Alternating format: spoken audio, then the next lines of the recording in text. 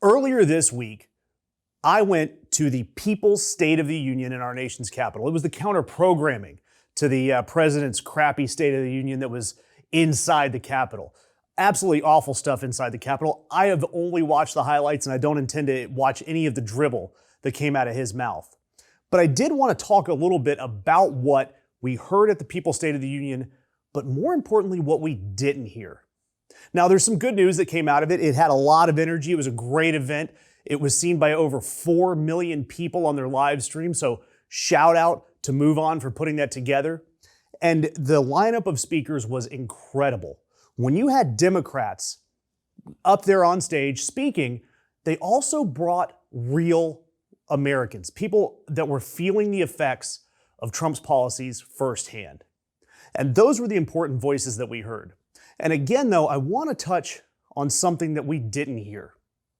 What we didn't hear from Democrats was an overall message. We didn't hear anything that unified the party as a force to be reckoned with going into November. When you look at all the polls, especially the latest ABC WAPO poll, there are 3 issues that Americans care about the most. Number 1, healthcare. And on healthcare, we heard from Jill. She was a retiree from Iowa. Her premiums jumped from $75 to $800 a month. This is her life she's living. We heard from Alice, a self-employed music teacher in Maryland. Her healthcare going from $28 to $248 a month. She was about to buy her own home, her first home, and she can't do that now. The other thing Americans care about is the economy.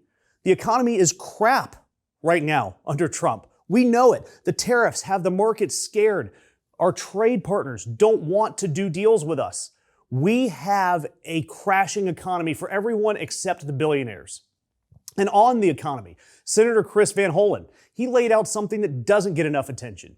He said that it's not enough to just stop at Trump, that Democrats need to power up against corporate special interests, tax code reform, people who need to stop making money off of their own money, people who need to stop making money off of the backs of the people who have to work for their paychecks. Our utility bills, they need to stay down. Right now we have AI data farms that are burning up utilities. And guess what that's doing for all of our bills? It's not the AI data farms that are paying for it. It's us. We heard from Maylene Beckett. She was a bookkeeper from Michigan. She brought the housing crisis into focus the way that no politician could. Private equity bought her entire homes community, flipped it twice. Rent went up. Fees for water, trash, admin, they all went through the roof. And this retiree on a fixed income is now on the verge of homelessness. That is absolutely terrible. And then the third thing Americans care about is immigration. And this is what I heard the most from. And I got to speak with a lot of folks that were speaking all on stage after they came off. I talked with a lot of them. And immigration had some of the most heart-wrenching stories. You had Senator Chris Murphy saying that there's no way that he's going to allow one extra dime for Department of Homeland Security until they're following the law.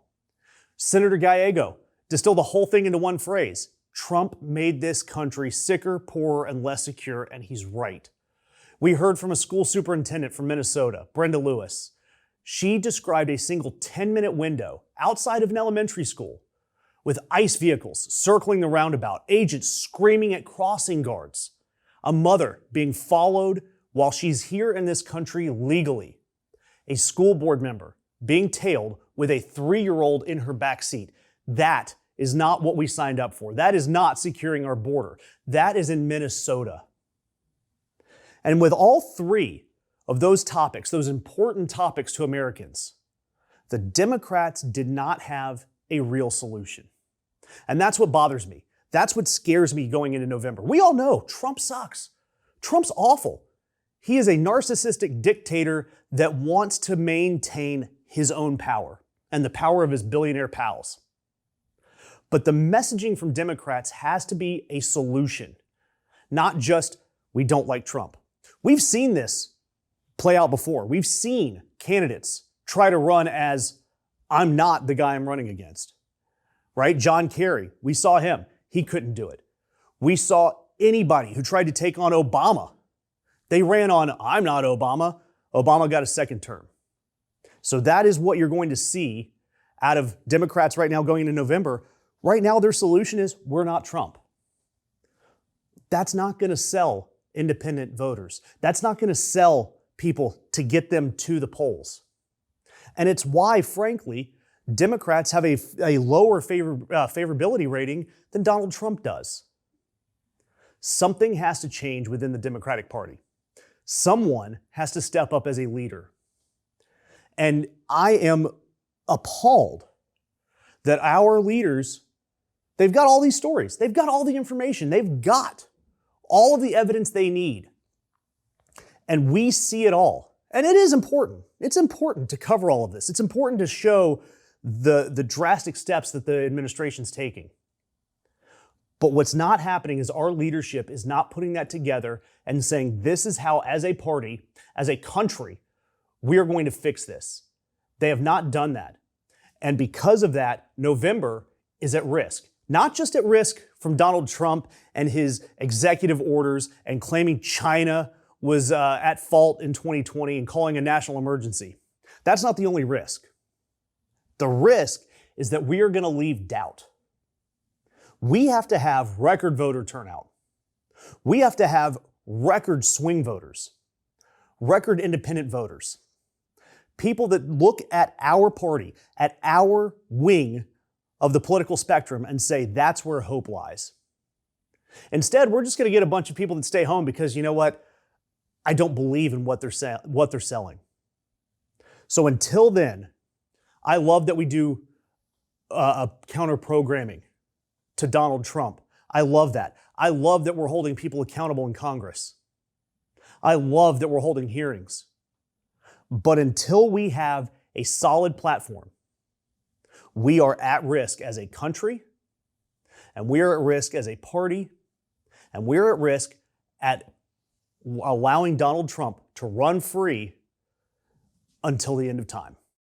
A corrupt congressman, his faithless henchwoman. Together they've sold justice to the highest bidder.